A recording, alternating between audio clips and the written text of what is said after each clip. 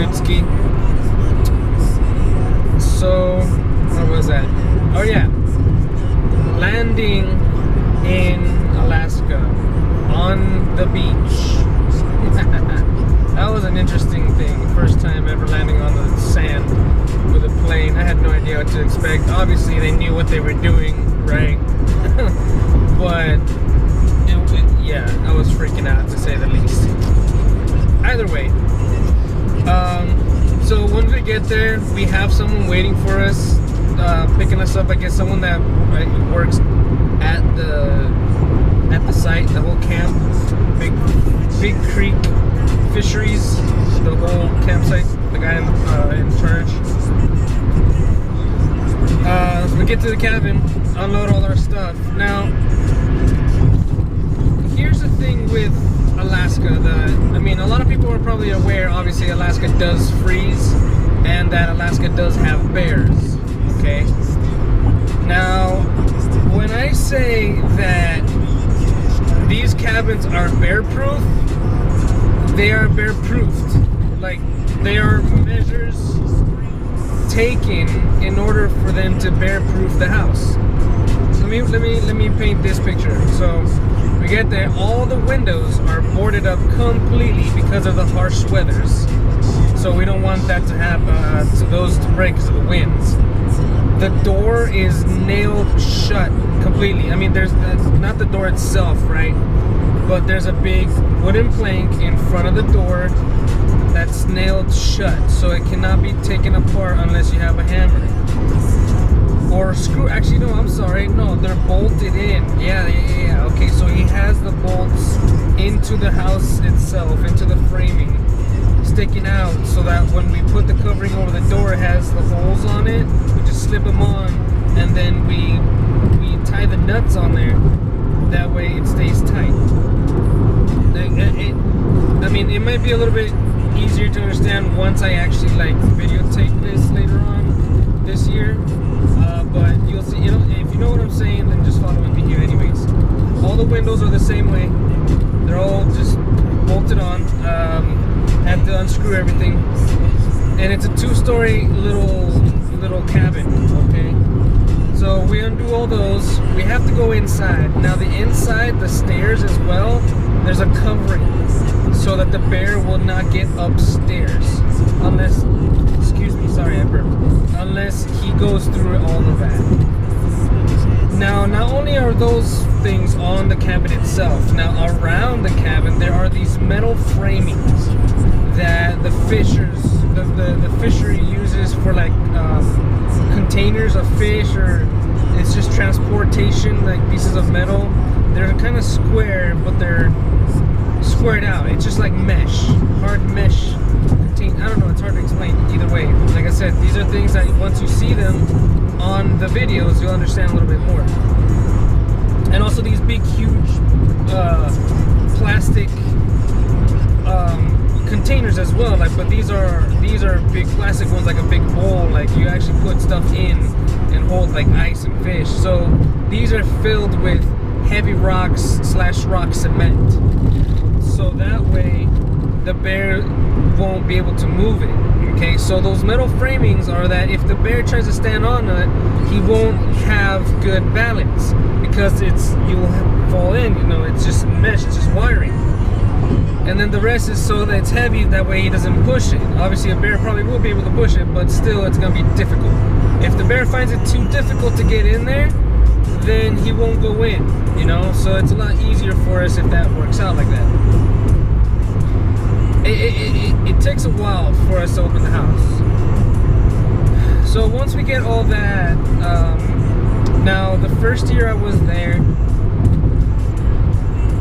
it was just the cabin and then a little hut in the back with extra things, and then apart from that, like down towards the center of the whole campsite, there's a storage container with a whole bunch of things. This is the first year I went.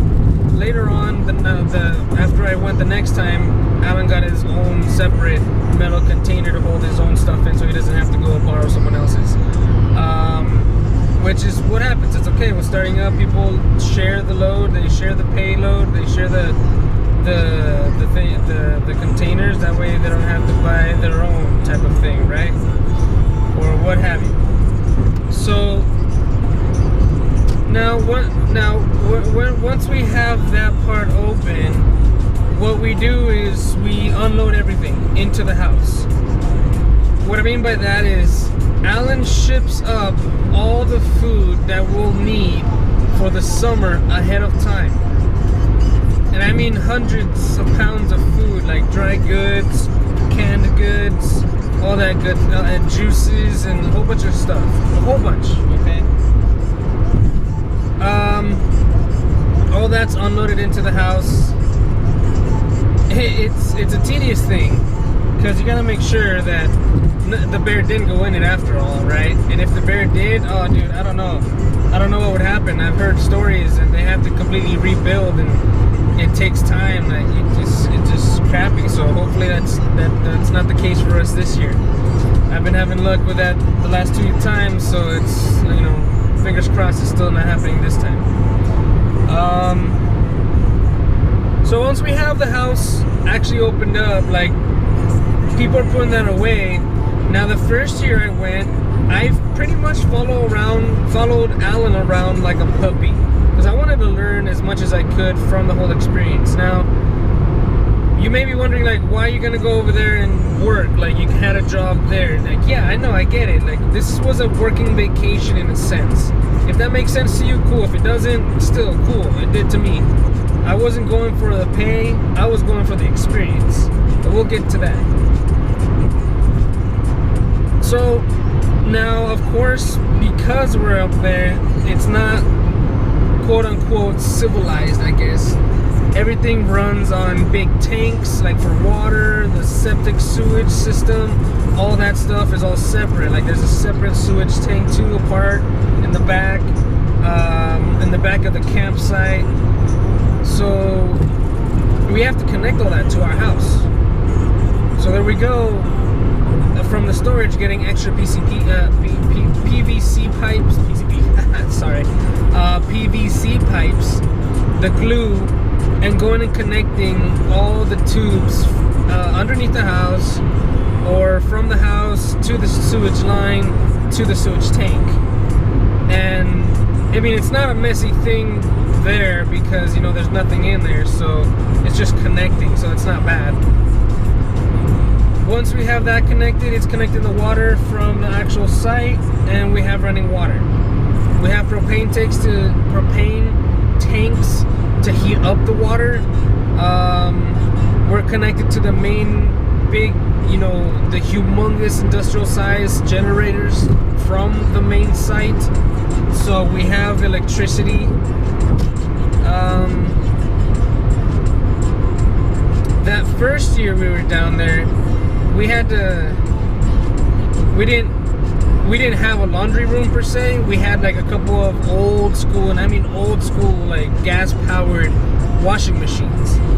And if you don't know what that one looks like, it's hard to explain, but like Google it. Just Google old school gas powered washing machine and you'll see what comes up. So we had to use a couple of those and air dry everything. I mean, which I don't mind. I mean, I was born in Nicaragua. Every time I go over there, that's what we do. We wash it in the machine and air dry. No big deal. All right. It was a pain. It took a while, but it's okay. Oh yeah. So back to the cabin. It opens up. We connect all the plumbing, connect electricity. We have everything set to go. Once we have all of that opened up, now it's time to work on the outside stuff. And what I mean by that is all of our fishing equipment and plus. Now, if I haven't explained it already before, this is a different type of fishing than what people are used to. Okay, it's called set net fishing. We use set nets or gill nets. Okay, we're not on a boat, we're actually on the beach, on the shore. So the nets are about, I want to say roughly around 300 feet long each one. You know, it has our floaters on top, and it has the lead line at the bottom to, you know, to expand the net when the tide comes in, right? So this net, and the reason why it's called a gill net or a set net is because it's set there on the beach. When the tide comes in, the salmon is going in with the tide up to the creek, so it follows the beach. When the fish goes through the net, it's gonna get stuck. So it can't go all the way through because its body is too big. So what it does is it tries to go backwards, but then it can't, because the net will slide down its body and get stuck on its gills. And when it gets stuck on its gills, it tries to thrash around and escape, and then it gets more stuck, and then it's ours. You know what I mean? So that's the type of fishing that we do. Well, at least I do. There's a whole bunch of other people that are doing the exact same thing, all up and down the beach. However, there are also people doing the same thing on the back of a boat. So they're pretty much using the same type of nets, same type of equipment, but on the back of a boat, a little bit more towards the deep end. We're on the shallows. No worries. So yeah, that's the type of fishing that we do. And that's the biggest reasons why I'm doing these podcasts, I guess, and I have my GoPro so that everyone can actually see how it works out, because explaining it is one way. You might have a, you know, little general idea of how it is, but once you see it close up firsthand with the camera and everything that I do, watch my hands, watch the work, everything that goes on with it, more of an understanding on what it is. So that let's see. So yeah, we get all the fishing stuff ready. So we have all the fishing stuff, and usually there are some people up and down that use trucks, but trucks are heavy and they use a lot of gas. Over there's no gas station, so we actually fill up a huge big ass drum of gas, and we have it there. So that way we can fill up our vehicles. And now our vehicles are all-terrain vehicles. It's either I think we have 3 4-wheelers and 1 3-wheeler. I think he still has them, I don't know, but for the most part they're 4-wheelers. Okay, with these 4-wheelers we attach trailers, and in these trailers we put what they call brailers. These brailers are big, huge, like sacks that we catch the fish, and we put them in the brailers.